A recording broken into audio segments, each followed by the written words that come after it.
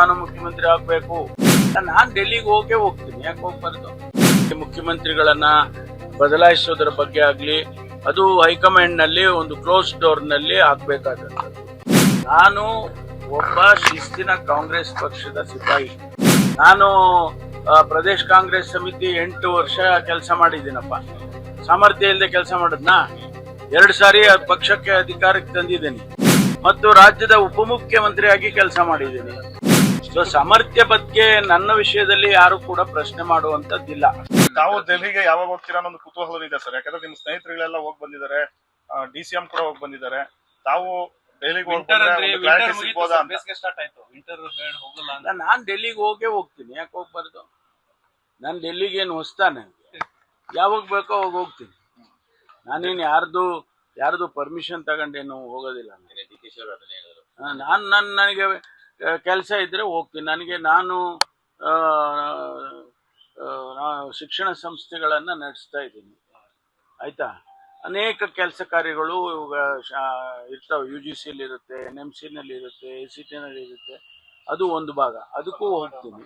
Police ಇಲಾಖೆ ಕೆಲಸಗಳೇನಾರು ಇದ್ರೆ official ಆಗಿ ಅನೌನ್ಸ್ ಮಾಡಿ ಹೋಗ್ತೀನಿ. ರಾಜಕೀಯ ವಿಚಾರ ಇಲ್ಲ ಹೇಳಿ, ಮುಂದೆ ರಾಜಕೀಯ ವಿಷಯ ಚರ್ಚೆ ಮಾಡಬೇಕು, ನಮ್ಮ ಹೈಕಮಾಂಡ್ ನ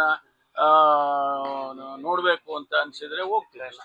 ನಾನು ವರ್ಕಿಂಗ್ ಕಮಿಟಿನಲ್ಲಿ ಇದ್ದವನು, ನನಗೆ ಪರಿಚಯ ಇಲ್ವಾ? ಈಗ ರಾಹುಲ್ ಗಾಂಧಿ ಅವ್ರು ನೋಡ್ಬೇಕು ಅಂದ್ರೆ ಹೋಗ್ತೀನಿ, ಇಲ್ಲ ಸೋನಿಯಾ ಗಾಂಧಿ ಅವ್ರು ನೋಡ್ಬೇಕು ಅಂದ್ರೆ ಹೋಗ್ತೀನಿ. ಅಪಾಯಿಂಟ್ಮೆಂಟ್ ಸಿಕ್ಕೋದು ಬಿಡೋದು ಅವರ ಸಮಯಗಳು, ಅವ್ರ ಹೆಡ್ ಕ್ವಾರ್ಟರ್ಸ್ ಅಲ್ಲಿ ಇರೋದು, ಅದೆಲ್ಲ ನೋಡ್ಬೇಕಷ್ಟೇ. ಖರ್ಗೆ ಸಾಹೇಬ್ರು ನೋಡ್ಬೇಕಂದಾಗ ಇಲ್ಲೇ ಬರ್ತಾರೆ, ಇಲ್ಲೇ ನೋಡ್ತೀನಿ. MLA ಗಳ ಜೊತೆಗೆ MLC ಗಳು ಸಹ ಸಚಿವ ಸ್ಥಾನ ಬೇಕು ಅಂತ ಹೇಳಿ ಪತ್ರವನ್ನು ಬರೆದಿರುವಂತದ್ದು ಸರ್. 5 ಸ್ಥಾನನಾರು MLC ಗಳಿಗೆ ಕೊಡಬೇಕು, ಸಚಿವ ಸ್ಥಾನ ಕೊಟ್ಟಿದ್ದಾರಲ್ಲ, ಹಿಂದೆ ಎಲ್ಲ ಕೊಟ್ಟಿದ್ದಾರೆ. ಈಗಲೂ ಒಬ್ರು ಇರ್ಲೇಬೇಕಲ್ಲ, ಸಭಾನಾಯಕರು ಒಬ್ರು ಇರ್ಬೇಕು, ಕೊಟ್ಟಿದ್ದಾರೆ. ಹಿಂದೆ 2, 3, 4 ಹಂಗೆಲ್ಲ ಕೊಟ್ಟಿದ್ದಾರೆ. ಕನಿಷ್ಠ 3 ಆದ್ರೂ ಕೊಡಿ ನಮಗೆ ಈ ಬಾರಿ ಅಂತ ಕಮಾಂಡ್ ಅವರು, ಚೀಫ್ ಮಿನಿಸ್ಟರ್ ಆದವರು ತೀರ್ಮಾನ ಮಾಡಿ ನಿಮ್ಮ ಪರ ಘೋಷಣೆ ಹೋಗ್ತಾರೆ ಅಭಿಮಾನಿಗಳು, ಕಾರ್ಯಕರ್ತರು. ನಿಮ್ಮ ನಾಯಕರು ಕೂಡ ಕೆಲವರು ಏನಾದ್ರು ಹೈಕಮಾಂಡ್ ತೀರ್ಮಾನ ಮಾಡಿದ್ರೆ ಮೊದಲು ಪರಮೇಶ್ವರ್ ಅವ್ರಿಗೆ ನ್ಯಾಯ ಕೊಡ್ಲಿ, 2 ಬಾರಿ ಅಧ್ಯಕ್ಷರಾಗಿದ್ದಲ್ಲ ನ್ಯಾಯ ಕೊಡ್ಬೇಕು ಅನ್ನೋ ಅರ್ಥದಲ್ಲಿ ನಿಮ್ಮ ಸ್ನೇಹಿತರು ನಿಮ್ಮವರು ನಿಮ್ಮ ಪರನೇ, ಕಾರ್ಯಕರ್ತರ ಅಭಿಮಾನಿಗಳು ನಿಮ್ಮ ಪರನೇ. ಅಲ್ಲ, ಈಗ ಅದ್ರಲ್ಲಿ ಏನಾರ ತಪ್ಪಿದ್ಯಾ? ಅಲ್ಲ, ತಪ್ಪಿದ್ರೆ ಹೇಳಿ, ಸರಿ ಮಾಡೋಣ. ನಾವು ಕೂಲಿ ಕೇಳ್ತೀರಾ ಅಂತ? ಅಲ್ಲ, ತಪ್ಪಿದ್ರೆ ಅದಕ್ಕೆ ಸರಿ ಮಾಡ್ಬೋದು. ನಾನು ಪದೇ ಹೇಳ್ತೀನಿ, ಒಂದು ಇದರ ಬಗ್ಗೆ ಸಾರ್ವಜನಿಕವಾಗಿ ಹಾದಿ ಬೀದಿನಲ್ಲಿ ಚರ್ಚೆ ಮಾಡುವಂಥದ್ದಲ್ಲ. ಇದನ್ನ ನಾವು ಒಬ್ಬ ರಾಜ್ಯದ ಮುಖ್ಯಮಂತ್ರಿಗಳ ಬಗ್ಗೆ, ಆಯ್ಕೆ ಬಗ್ಗೆ ಆಗ್ಲಿ, ಮುಖ್ಯಮಂತ್ರಿಗಳನ್ನ ಬದಲಾಯಿಸೋದ್ರ ಬಗ್ಗೆ ಆಗ್ಲಿ, ಅದು ಹೈಕಮಾಂಡ್ ನಲ್ಲಿ ಒಂದು ಕ್ಲೋಸ್ ಡೋರ್ ನಲ್ಲಿ ಆಗ್ಬೇಕಾದಂಥದ್ದು. ಮತ್ತು ಹೆಚ್ಚಂದ್ರೆ CLP ನಲ್ಲಿ ತೀರ್ಮಾನ, ಅಭಿಪ್ರಾಯಗಳು ಆಗ್ಬೇಕಾಗುತ್ತೆ. ಅದಾದ್ಮೇಲೆ ಹೈಕಮಾಂಡ್ನವರು ಇದೆಲ್ಲ ಸಾಧಕ ಬಾಧಕಗಳನ್ನ ನೋಡಿ ಅವರು ಅಂತಿಮವಾಗಿ ತೀರ್ಮಾನ ಮಾಡ್ತಾರೆ. ಇದು ನಮ್ಮಲ್ಲಿರೋ ಪ್ರೊಸೀಜರ್. ಅನೇಕ ಸಂದರ್ಭದಲ್ಲಿ ಹೇಳಿದ್ದೇನೆ ನಾನು, ಈಗಲೂ ಅಷ್ಟೇ. ಈಗ ನನ್ನ ಹೆಸರು ಕೂಗ್ತಾರೆ, ಕೂಗಿದ ತಕ್ಷಣ ಆಗೋದಿಲ್ಲ, ಅಥವಾ ಯಾರ ಅಭಿಪ್ರಾಯ ಎಕ್ಸ್ಪ್ರೆಸ್ ಮಾಡಿದ ತಕ್ಷಣ ಆಗೋದಿಲ್ಲ. ಹಂಗಂತೇಳಿ ಅದು ತಪ್ಪು ಅಂತ ಕೂಡ ಯಾರು ಹೇಳಕ್ಕಾಗಲ್ಲ. ನಾವು ಕ್ಲೈಮ್ ಮಾಡ್ಕೊಳ್ಳೋದಕ್ಕೆ ಪ್ರಯತ್ನ ಪಡ್ತಿಲ್ಲ.